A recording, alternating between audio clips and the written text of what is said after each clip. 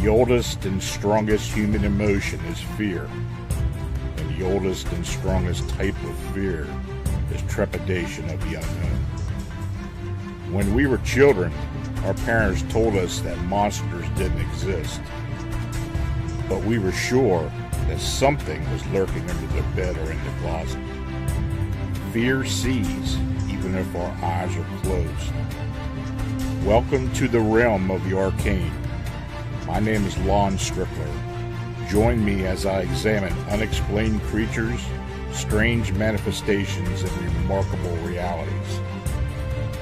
Imagine this next hour as a voyage of discovery to strange lands, seeking not for new territory, but for new knowledge of the supernatural. Come on board as we begin this adventure together. Hey folks, good evening and welcome to another episode of Arcane Radio. I am your host, Lon Strickler, and I thank you for joining me here on the Paranormal King Radio Network.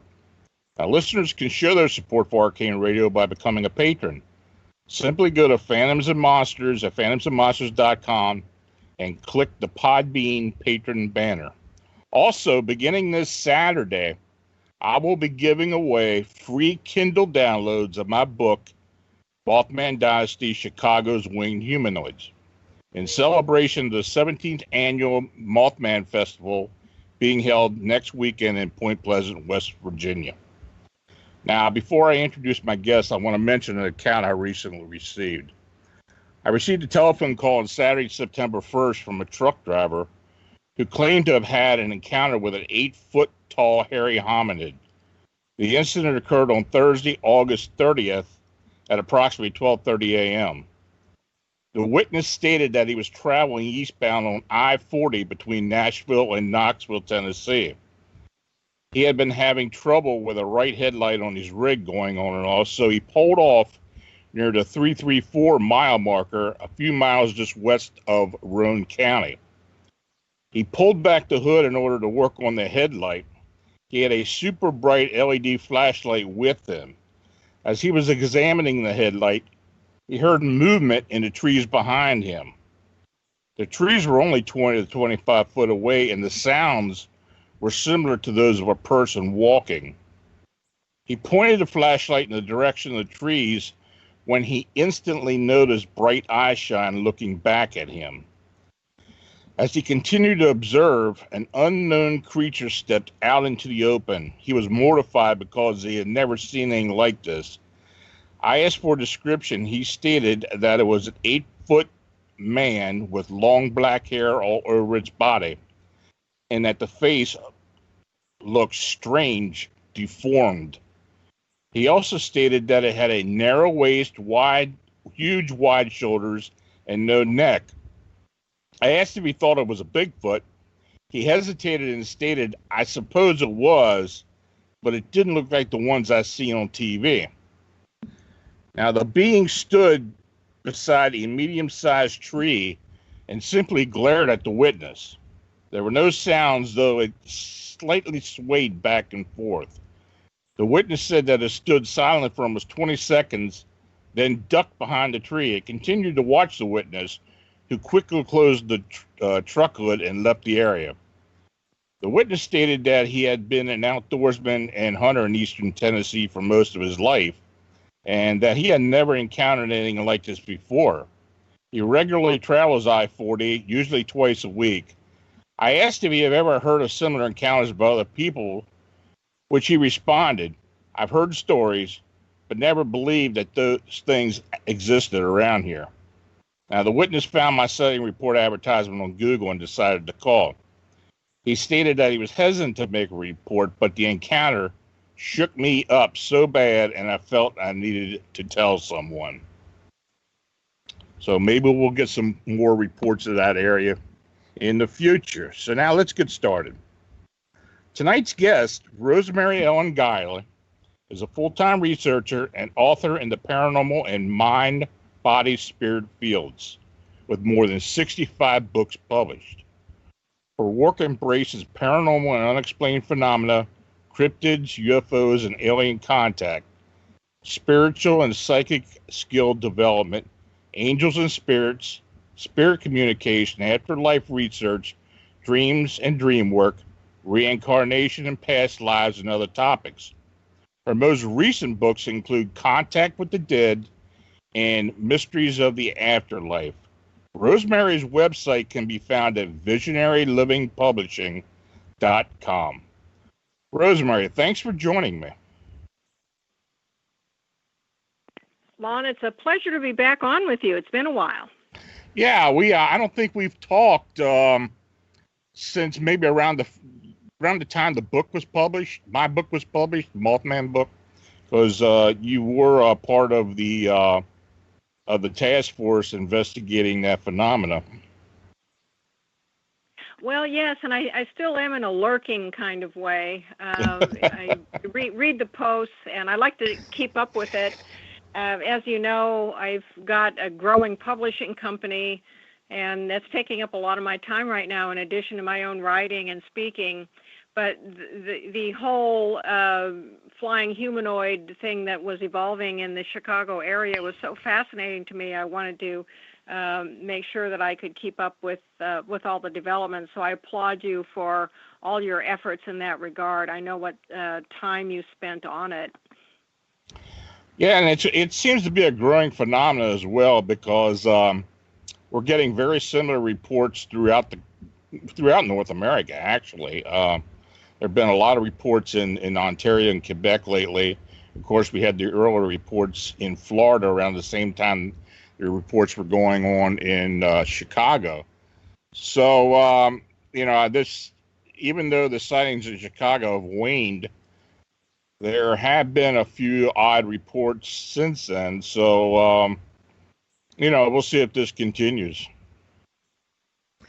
Well, it was bound to spread to other areas and to peak and then start to diminish in the Chicago area. That's the case with all waves, and we don't really know why it happens that way. But it has been intriguing that other sightings have popped up in other areas around the country that are very similar. And so some of it has to be due to the attention that was given to what was going on in Chicago, made people aware, and maybe encouraged people to report things in other parts that they might not have otherwise. As you know, reporting becomes key. And if people don't report things, we don't know that they've happened. And so, how can we document things without the report? Document waves and patterns and look for other evidence. Yeah, I've been fortunate to be getting reports ever since the sightings in Chicago started. And, it's been a real boom for me as far as being able to research and to document all these anomalies. So, hopefully this continues. And, of course, it actually branches out into other cryptid phenomena. So we'll just see. Well, that's the best we can do, is to keep tabs on something, keep a finger on the pulse, see what happens. Just look at the Mothman wave, which was so intense for about 13 months, and then just almost overnight started collapsing in on itself. Mm-hmm. And though there's no cessation of activity in the Point Pleasant area since the 66 to 67 wave, nothing like that wave has repeated in that area. Yeah, I occasionally get a report in the Mason County overall general area. So there's still activity. Absolutely. Right. So I read your new book, Contact with the Dead. Very interesting. An excellent compilation of real life encounters and experiences. So what is your definition of the afterlife? For me, the afterlife is a fluid place. I do believe in the afterlife. I have since I was very young, of course, and I received a lot of religious instruction, like most of us have. Mm-hmm. But over the course of time and my research, I don't believe in a rigid afterlife. I do not believe in a final judgment. and I do not believe in an eternal heaven and hell, that is, that we're consigned to a place for eternity. We certainly are held accountable for our actions, but it seems that the person, or the being rather, who holds us accountable is ourselves. Right. And I do believe in a supreme being, a source of all being, so to speak. I'm not quite sure how we should define that. But when you look at the descriptions of near-death experiences and also communications from the dead, they don't really validate a lot of religious teachings about this final judgment, and if you're good, you go to heaven forever, and if you're bad, you go to hell forever. I think that these sorts of bits of dogma arise as a way of marshaling people into line, getting people to subscribe to certain religious beliefs, attend church, pay fealty to a religious organization, and they don't really reflect what I consider to be the truth of the afterlife. So my expectation whenever I cross over to the other side is that, yes, I will see family and friends who have passed before me. I do believe in angels and higher spiritual beings and guides who help us in our transition and help us adjust to the afterlife. But the afterlife is responsive to thought, and some of the dead say that they carry on the way they carried on Earth. You know, they don't have bodies anymore, but they communicate by telepathy, they have relationships with people, they have interests and activities they do. But at some point, we have to plan our next incarnation, and I think there are reaches of the afterlife that are beyond the comprehension of the living, and even our ability to reach into those areas. And some of the dead may go into these far reaches as part of the evolution of the soul. My concepts of reincarnation are we don't necessarily have to come back as humans, and we don't necessarily have to come back to Earth. It would make no sense in the eternal landscape that you would be stuck doing one thing all the time for eternity. And so we may have options to live on other worlds or in other realities, explore other life forms. I've interviewed many people, in fact, who have they've undertaken explorations of their past lives, and they've absolutely been astonished to find themselves being something other than human. Mm-hmm. You know, that is interesting. I have actually witnessed regressions as well. And overall, I'd say, and this is actually something I believe in, that our life force is not necessarily a human life force, but a universal life force. And when we pass away, that energy goes to another level. I like to call it a way station, just waiting to be used in some capacity for some other type of life. It doesn't, like you said, doesn't necessarily have to be human. It could be animal, or like you said, any other universe, life in some other universe. But I think the energy does continue on.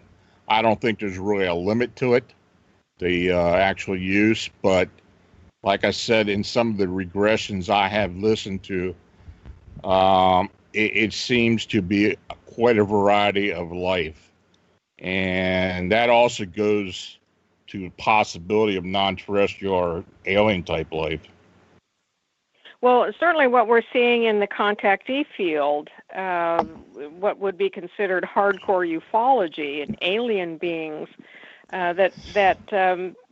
people, that there is a population of contactees that say they've discovered that they have star origins. They call themselves star people. Mm-hmm. They come from other star systems, other planetary systems, or other realities, and that they are on Earth for a purpose, and it's a learning purpose or a teaching purpose. There's a particular reason to be here, and it's tied in with their star origins. And some of these people say they're hybrids. They are mixtures of humanity and these other races. And then other people say that, well, that's where I came from originally. I came from somewhere else. There are a lot of people in what I would call the alternate reality community, and by that I'm including in a broad brush ufology, cryptids, paranormal, metaphysics, spirituality, people who are into researching and experiencing beyond 3D reality, who feel they are not from here. Right. And I think it's, on one hand, it's not unusual for people to feel alienated at one time or another from their environment and even the friends and family around them. But for some individuals, this is a profound sense of not being from here, and maybe not even being sure where they're from. It's just not from here. And these are things that we need to explore more. Yeah, I agree. I mean, it seems the more that research continues into the paranormal, supernatural, I mean, it all seems to be connected somehow. That wasn't the overall thought previously, but it seems to be becoming more prevalent now. I mean, when I look into a phenomena, there always seems to be something else kind of sneaking its way in there to where, wow, something else is going on. There's a connection. And I'm quite sure you agree with that. I do, yes. And I've had some of my own experiences. These are things that people have to evaluate on a personal level. In all of these fields, we run into the question that science always throws at us is, well, how are you going to prove these things? Mm-hmm. And if there's no way to physically prove something, then how do you know it exists and it's not just your imagination or wish fulfillment or whatever? But when you look at patterns of experiences throughout history, why are people all over the planet having similar kinds of experiences without having had contact with people in other cultures having the same experiences? And to me, that lends a lot of credence to the existence of alternate realities and coming from other places, having contact with other beings. We have human consciousness being one of the biggest factors in these experiences. It's totally unknown and totally unpredictable. Mm-hmm. And I don't know how we're ever going to quantify consciousness. Maybe we never can, but human consciousness is the wild card in all of these experiences and determines the nature of a lot of our experiences. Some people have a lot of unusual experiences and other people don't. And the fact that it's a very uneven playing field doesn't negate everything. I mean, we can't throw the baby out with the bathwater. Mm-hmm. Yeah, and this is one thing that I've noticed that you have gotten more into as far as researching dreams. And you've written about it for the last couple of years to a higher degree. And I think a lot of what people experience in dreams connects with possible visitation, alien abduction, or actually experiencing some type of encounter. I believe for most of my life that dreams are the most common and most powerful way that we experience alternate realities and have contact experiences. Mm-hmm. And I came to that conclusion very early in life because my mother had a lot of precognitive dreams. And when I was young, that is when I was in my early teens, and she shared some of these dreams with me, it just electrified me. The idea that dreams could take you into the future that would then bear out. And it set me off on a course of study of dreams that has lasted my entire life. I've actually done 5 or 6 books on dreams altogether. Yeah. My most recent is Dream Messages from the Afterlife, Visits from the Dead, a topic that I had studied for quite some time in talking to people about their dreams and seeing these patterns of experiences emerge. But when we sleep, we are really beyond the body, whether we actually project out of the body or our consciousness goes traveling. We are beyond the bounds of 3D time and space, and that takes us into contact with all kinds of things. So a lot of our most profound experiences happen in the dream state. That doesn't mean they're not real. Now you wrote about the types of dream visits from the dead. Can you explain some of those? The most common is the reassurance dream, and that usually happens very soon after someone has died, quite often within a few days, a couple of weeks. They can happen further out. The further out you get in linear time, the less likely you are to have certain kinds of contact dreams. But the reassurance dream is the dead come and say, please don't grieve for me, I'm fine, I'm still me, I'm still here. They will often appear, if there's a visual appearance to them, they will appear radiant. If they were ill when they died, they appear healthy. If they were old when they died, they will often appear much younger. And they're very rejuvenated. But they want the living to know that they're still around. These dream visits are very short. Sometimes the dead will say, I can't stay very long, because you're operating in a bridge world here where you're bridging the world of the living and the world of the dead, and this is a very tenuous kind of bridge. So that's the most common, and people who have these experiences will often feel profound relief. It will help their grief processing, and for many it validates beliefs about the afterlife or even changes their beliefs. The second most common is the farewell dream, and that is, it can also be a waking vision experience that the dead are able to make a final appearance to the living on their way out. And then the person who receives that experience will find out at a later time that the person passed at the time that the experience happened. And sometimes there's no communication other than just showing up. And sometimes they say goodbye. One of the dreams that I have in the book is a man who had been, in the last year or so of his life, had been in a lot of chronic pain and ill health. And when he appeared in a dream visionary kind of experience, his communication was, I'm not in pain anymore. Right. And that was a big relief. Well, I've experienced that myself. When my aunt passed away, who I was very close to, she appeared before my first wife and I. At the same time, she appeared to my mother and my grandmother, though we were almost 50 miles apart.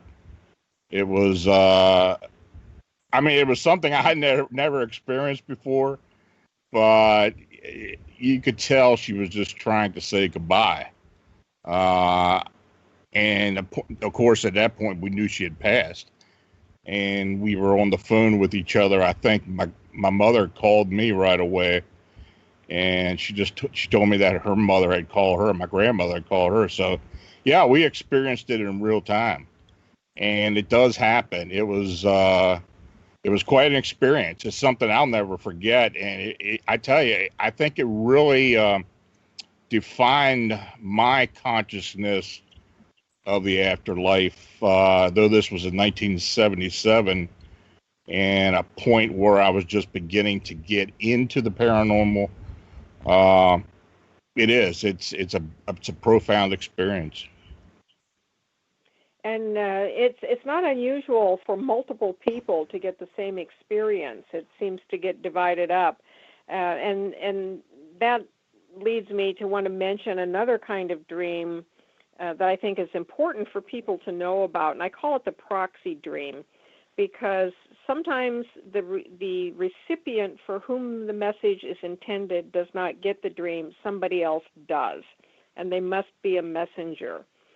And it has to do with the mechanisms of dreaming and consciousness, things that we don't really understand very well. It's like you can liken it to electrical energy, finding the path of least resistance.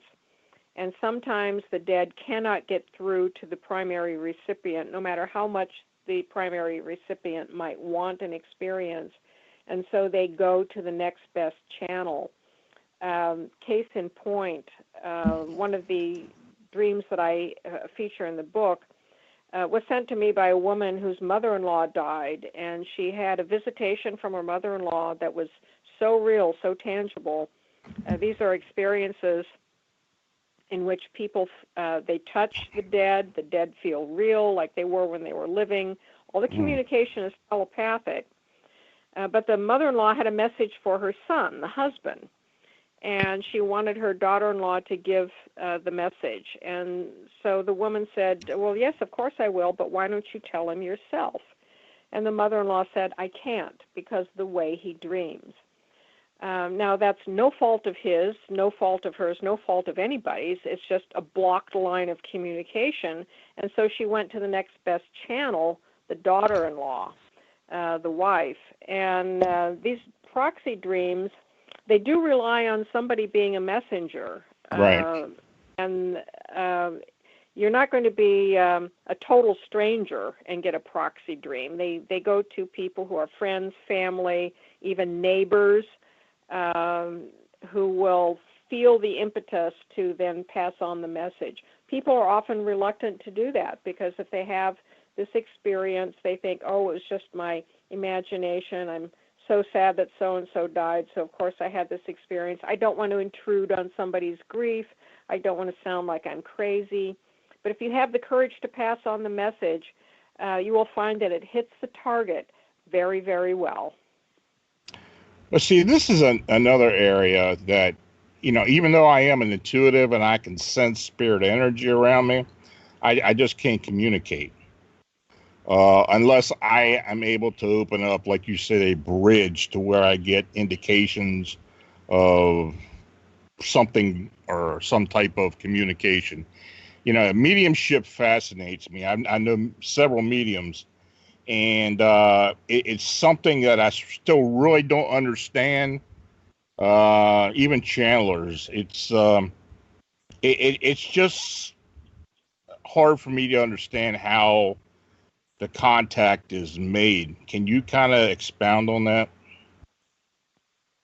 I've given this a great deal of thought in my research as I've examined so many kinds of contact experience over the years, Lon, and that's how I came to the conclusion that consciousness is really the wild card here. Mm-hmm. And it's a factor in all of our experiences. Take paranormal investigation, for example. When you go to a place to investigate, you are projecting into the environment. You are projecting your thoughts, feelings, maybe expectations that you have for visiting the place, and those mix with whatever is in the environment. And if the mix is potent enough, the environment can reflect something back to you in the way of phenomena, thought forms, whatever. A lot of these things sort of dissipate out into the ethers because they're not concentrated enough. But consciousness is, it's like radio waves, and so you tune into frequencies. And some people are naturally tuned to certain frequencies that connect to various levels of the astral plane. And so this is where mediumship comes in, people who are natural, profoundly skilled mediums. We all have a certain degree of that ability, but some people, they're just born mediums, and from the get-go, they are seeing and talking to things that the rest of us can't perceive. And it's all about frequency. Right. It's the same thing with UFO experiences. So this is the new frontier, is how do we grapple with this question of consciousness that we cannot separate out of the mix. I think it has to do with the field of EVP and devices like ghost boxes. It's very well known in instrumental transcommunication, for example, which is an adjunct to EVP, that devices work well for some people and not for other people. And why is that? If I'm getting phenomenal results on my ghost box, and I give it to you, and you get so-so results, what does that mean? Does it mean the device is defective or what? I think it's a tuning in of these frequencies of consciousness to the frequencies of energy generated by devices that then takes on a whole new quotient of energy that then goes out into the ethers and connects with something. Mm.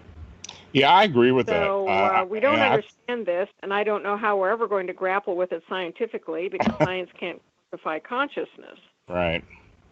Well, and I think that applies a lot to EVP technology because it does seem that some people are able to get much clearer EVPs, and I've always thought that it had a lot to do with the person connecting with the subject on some level, some conscious level, and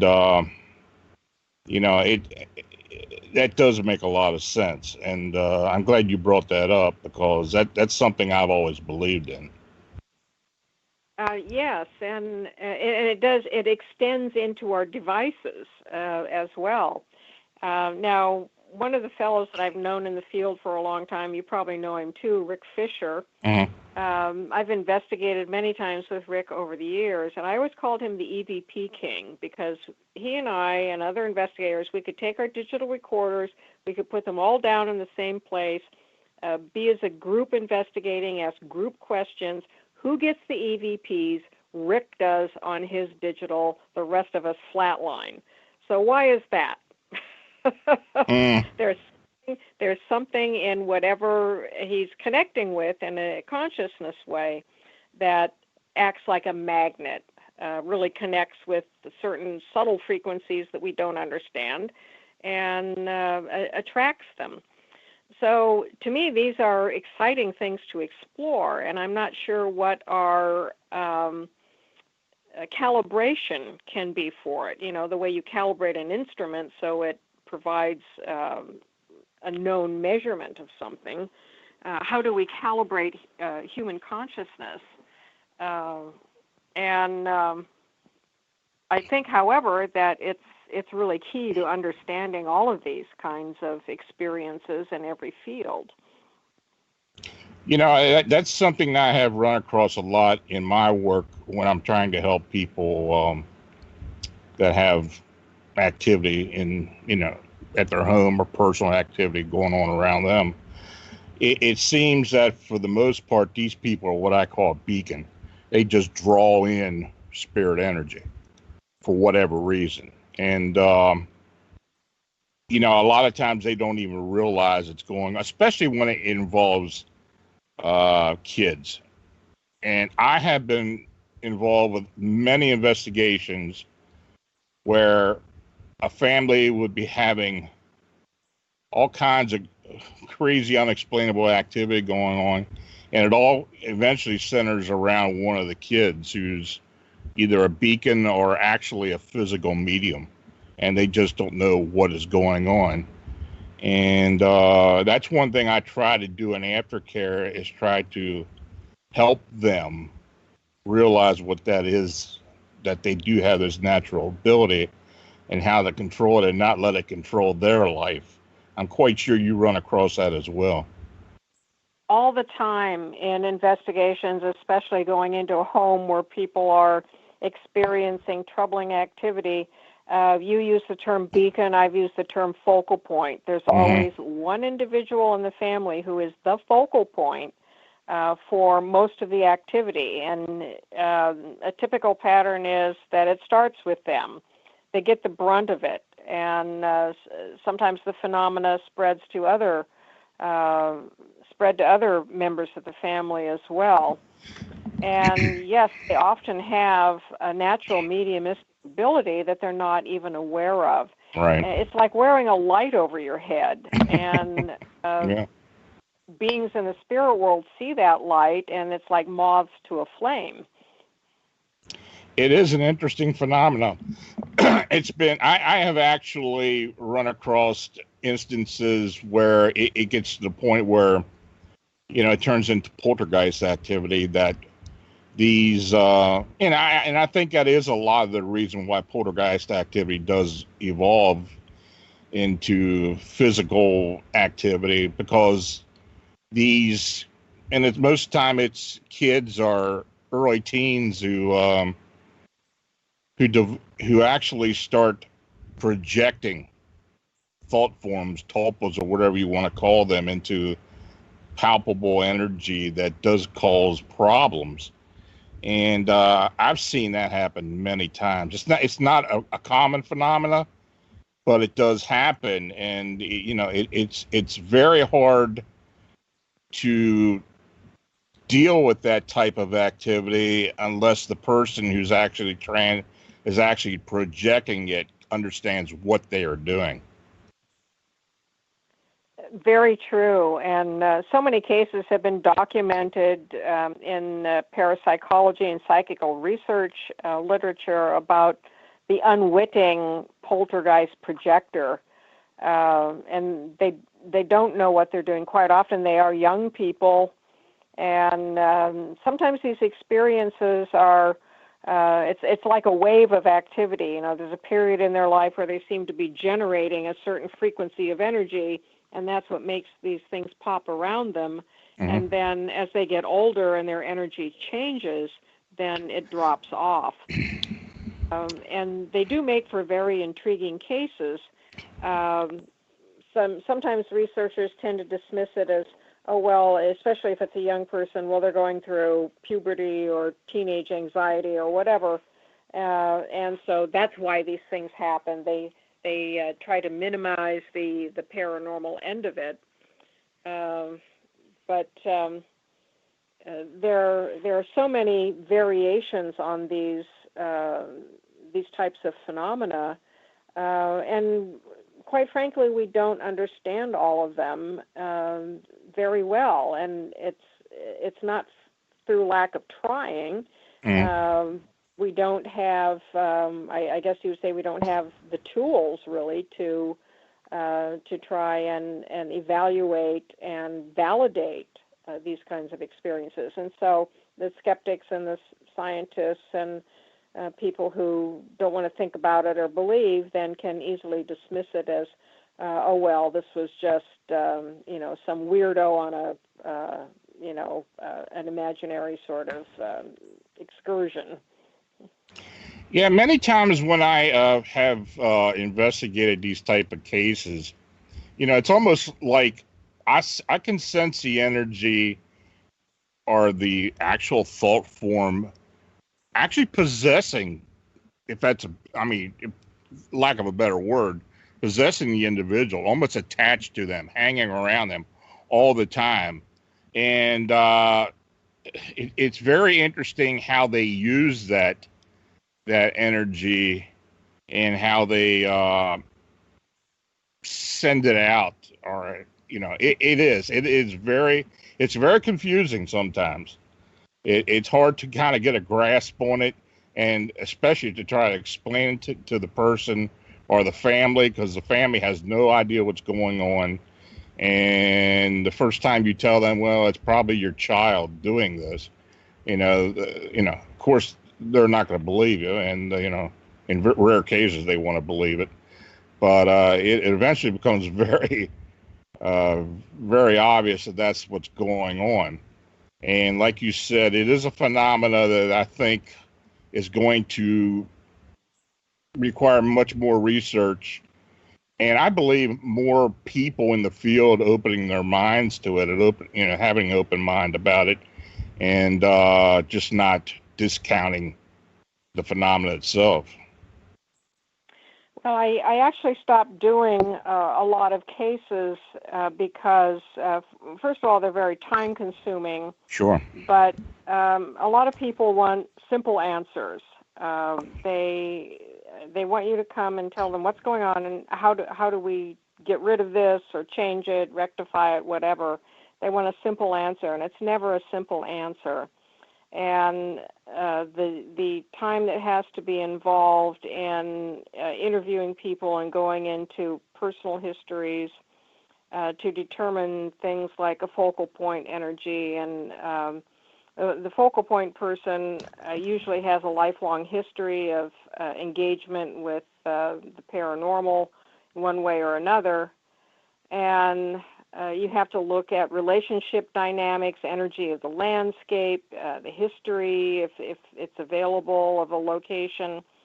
All of these things factor into what might be currently bothering or afflicting someone or a family. And the solutions may not be any simpler. Right. Sometimes they challenge somebody's religious beliefs in terms of remedies that work or don't work. If there are attachments involved, then the individual may have a difficult time allowing an attachment to be banished. And so many of these exorcisms fail because the host is then not able to have the defenses or fill the vacuum to prevent a recurrence. And so many dynamics going on, and then you have people wanting simple solutions. It just becomes very complex. Right. And I did a lot of those cases for a good number of years, and then it just got to be overwhelming.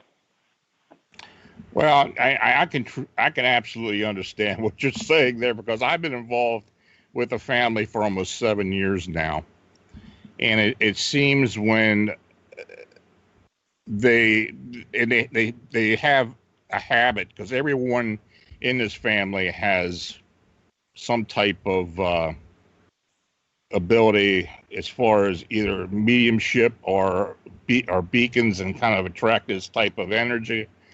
And it seems when you do get something cleared out, something, like you said, fills the void. They'll pick something up somewhere else.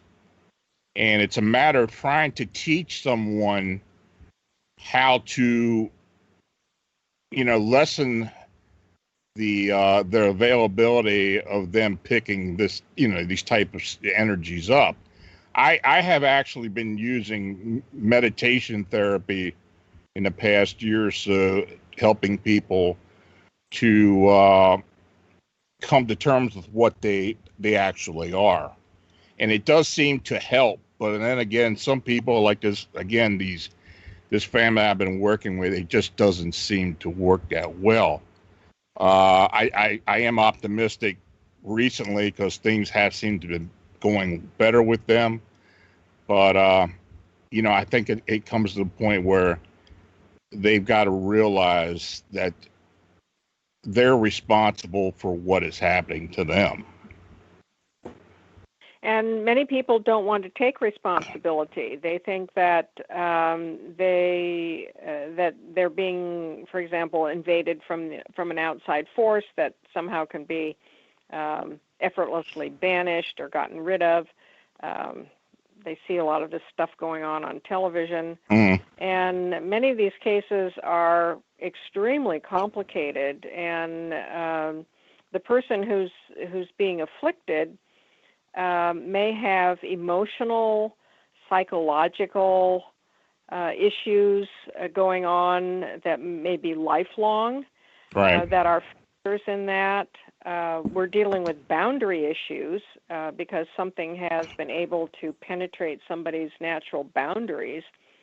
And there are people out there who have thin boundaries, and they have a difficult time keeping those boundaries in place. And not just with the spirit world, but with people as well. They're often run over by other people, and they may give their power away very easily.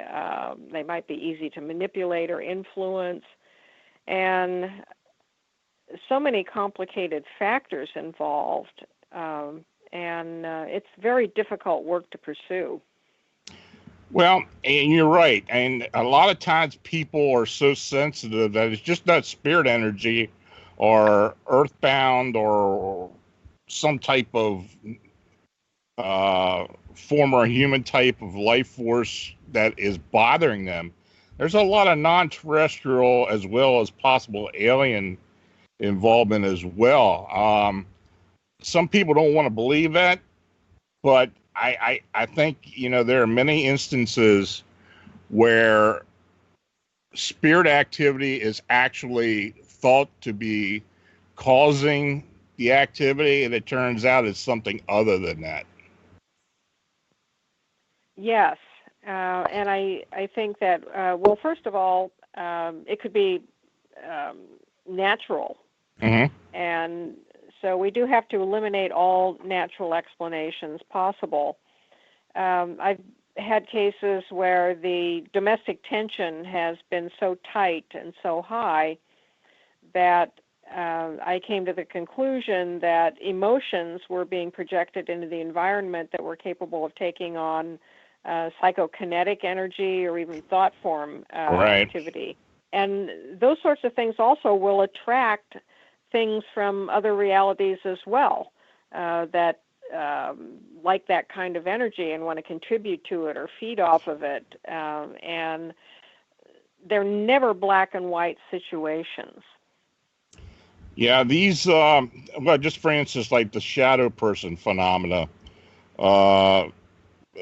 these entities invariably seem to be attracted to either dysfunction within a family or illness or a family with a lot of younger children. And they are very difficult to get rid of. It's almost like these things walk down the street and they sense the house where the most dysfunction or most problems are going on, and they latch onto it, and that's where they hang around and feed as long as they possibly can. And they're very dangerous. I mean, these things can kill. The shadow person phenomena is something that, when I hear about it and people explain it to me, I'm very apprehensive about getting into that, though I do try to help them. But, the first thing it always has to start with is getting the root cause of what's going on to stop feeding these entities. And when that happens, they do seem to eventually go away. Yes, energy is a food source for many of these negative entities, and they feed off unhappiness, fear, anger, depression. And if we can manage to dry up their food sources, then they move on. They're very opportunistic, and they're very good at finding vulnerabilities, people who can have their natural defenses penetrated very easily. When I was collecting a lot of material on shadow people, and I collected cases for well over a decade, I found a subset. I called it a subset pattern because it wasn't dominant like some of the other characteristics of shadow people encounters. But there was a subset of people who had no prior history of this kind of experience until they went through some sort of profound emotional upheaval in their lives. It didn't matter what the was, as long as it threw their lives into chaos and turmoil and upset emotions. And then they started having these visitations that were very predatory and vampiric in nature. But when they got their lives back on keel again, then the experiences stopped. The shadow people had nothing left to come for, and so they departed for greener pastures, literally. That's true, and I've seen that so many times. It's interesting how the human mind works and how people exude energy and emotion and what it can transform itself into. And we have no idea, if we could see our emotions, if we had the capability of seeing our emotions, I think we would be shocked Sure. at what we would see flowing out into the environment. I remember years ago reading an experiencer account of a woman who did have a spontaneous experience like that. Mm-hmm. And she said that she had an encounter with a woman who evidently was in a very angry state of mind.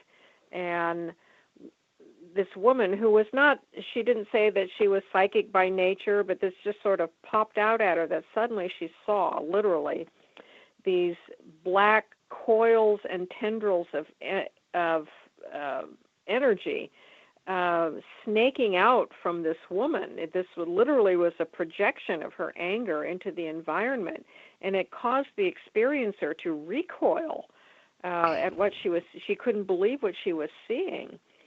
Well, if we could experience the projection of our emotions, and I believe that the human of the future will be able to do that, we would really reorient our thoughts. The occultists, Annie Besant and Charles Leadbeater, who were theosophists, wrote on the thought forms generated by emotional energy and thoughts, and they described them in physical terms and how pleasant, happy, and positive thought forms had certain colors and forms, and dark, negative emotions and thoughts had a denser, scary, literally a scarier kind of energy to them. Well, you can imagine just what it must be like to be in a sea of angry people, like a mob. Sure. What you would physically see if you could see all of those emotions roiling around. And if we viscerally experience that on a day-to-day basis, a lot of us would probably start marshaling our feelings and thoughts to prevent those kinds of extrusions, because we wouldn't want to get it back from other people. Sure. And, this PK phenomena or psychokinetic phenomena does seem to be rearing its ugly head a lot more than it used to. Now, I don't know if it's because of the way society is or just the way people live their lives nowadays. But it does seem to enter into people's lives a lot more than what it may have actually been there a long, long time. But it seems like the degree is much higher than it used to be. I think we've got what I would call a pitched degree of interest and experience across the board these days, and a lot of it is media fueled. Some of it's good and some of it's not. But in the past several decades, it's been more acceptable to talk about all kinds of experiences. They've been portrayed on television, in fictional programs, in documentaries and reality shows.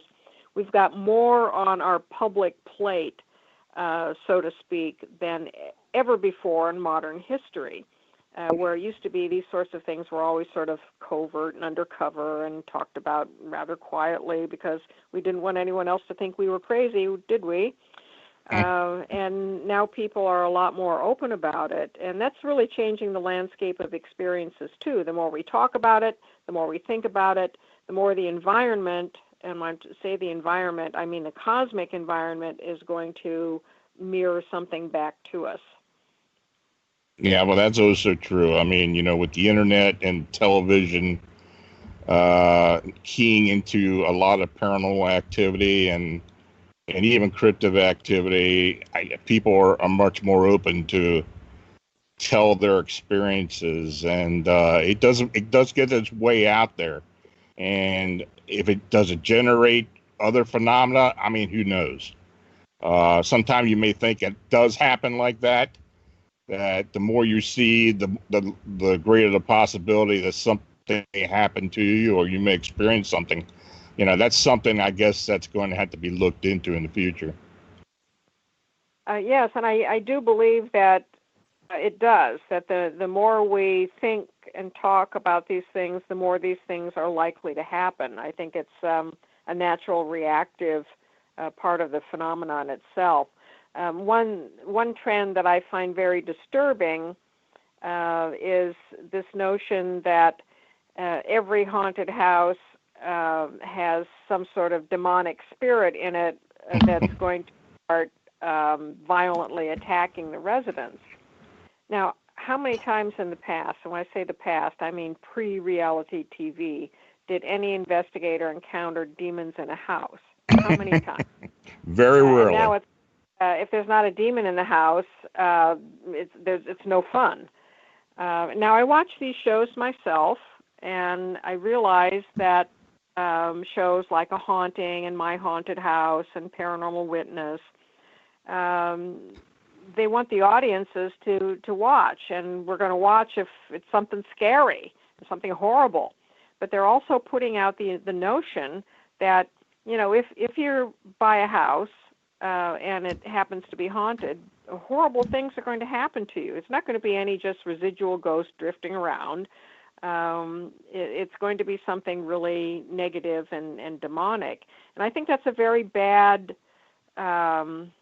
it's becoming a stereotype. It's a very bad stereotype to spread through the mass market, because people who are not familiar then with the paranormal are going to start taking this on board as, you know, a de facto sort of thing. You know, I believe that I've only ever run across one instance where I can actually say that the activity was on the level of possibly being demonic. That is so rare. But you're right. It does seem like it pops up everywhere, as far as in the media or on television or the books you read. It just seems to be everywhere. Everybody wants to classify everything as being demonic. And it just doesn't. Just isn't like that. It's not. And of course, I realize these shows are being selective. You know, out of the probably thousands of candidates that they receive for shows, they're going to pick the ones that are going to be the creepiest and scariest. But it does convey a false paranormal kind of environment that really is rather unusual. But then I see it affecting real investigators, that if they're called into a situation, it's almost like, well, they're not doing their job unless they uncover something demonic in a house. Yeah. And that's not a message that should be given to a family. Say, oh, yeah, you've got a demon here. Well, thanks, you know, let us know how it all goes. And then out the door they go. Yeah. And it's not responsible. No, it isn't. So this hour has gone by so quickly. Rosemary, can you tell our listeners what you have going on in the near future and how to contact you and how to purchase your books? Yes, my books are available on Amazon. That's really the best place online to get them, in a lot of bookstores and all the major ebook platforms. My publishing company is visionarylivingpublishing.com, my personal website, visionaryliving.com. Next weekend, I will be in Scottsdale, Arizona at the largest afterlife symposium. This is an event that I've been at before. It's absolutely fabulous. I will be speaking on dream visits from the dead and conducting workshops with black mirrors for contacting the dead. And after that, I have my next big thing is a UFO conference in Danbury, Connecticut in October. You can find information on visionaryliving.com. I'm in Salem every year around the Halloween season doing events. And my last big event of the year is the Victory of Light Metaphysical Expo in Cincinnati, Ohio, where I'll be talking on Bigfoot. I'll be giving a lecture on interdimensional Bigfoot and then doing a workshop on psychic protection. Oh, that's very interesting. You know, you and I could sit down and talk for hours upon hours, I'm quite sure, about every little thing involving the supernatural. And, I always appreciate when you come on with me, and I thank you again for joining me, and I want to try to get you on sooner than later. Well, Lon, it's been a real pleasure to be on with you tonight and have these discussions. Thanks again for Arcane Radio and all the work that you do. Well, I appreciate it, and we'll be talking soon. Okay, good night. Now, before I go, allow me to leave this with the listeners. The philosopher Socrates stated, "Death is one of two things. Either it is an annihilation and the dead have no consciousness of anything, or, as we are told, it is really a change, a migration of the soul from one place to another." Now, I would like to think it's the latter, a transition, continuation of the universal life force. Now, if that is the case, then each of us are in for an adventure. So I thank everyone for listening to the show and for your support. Good night and have a great weekend.